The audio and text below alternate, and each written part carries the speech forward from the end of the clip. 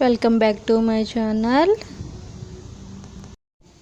Hi friends, గాజులన్నీ చిందరవందరగా ఉన్నాయా? ఫంక్షన్కి వెళ్ళేటప్పుడు తీసుకోవడం కష్టమవుతుందా?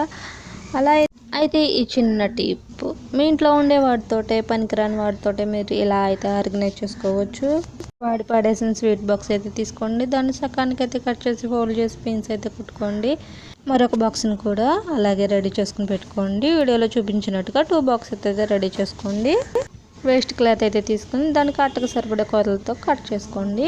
అట్టకు గ్లూ అయితే అప్లై చేసుకోండి. క్లాత్ పైన పెట్టి చుట్టూరు పిన్ చేసుకోండి. సమానంగా మడత పెట్టుకుని అదేవిధంగా 2 బాక్సులను అయితే తయారు చేసుకోండి. మీరు అయితే ఫంక్షన్కి వెళ్ళేటప్పుడు ఈ బాక్సులో కానీ జ్యువెలరీ కానీ గాజులు కానీ ఏదైనా వస్తువులు కానీ ఇచ్చిన మనీ కూడా సేవ్ అవుతుందండి. మీకు ఇలా ఇంట్లోనే చేసుకోవచ్చు.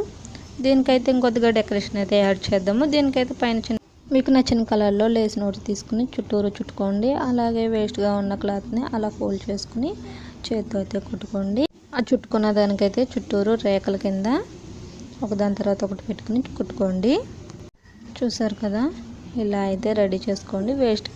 వేస్ట్గా ఉన్న క్లాత్ని అయితే కట్ చేసుకోండి. మరొక లేస్ని అయితే గ్రీన్ కలర్ లేస్ని అయితే తీసుకుని దానికి లీవ్స్ కింద ఫోల్డ్ చేసుకుని నీట్గా అయితే కుట్టుకోండి. నేనైతే సూది దారంలో కుడుతున్నాను. గ్లూ ఉన్నా సరే అప్లై చేసుకుని నీట్గా అంటించుకోవచ్చండి.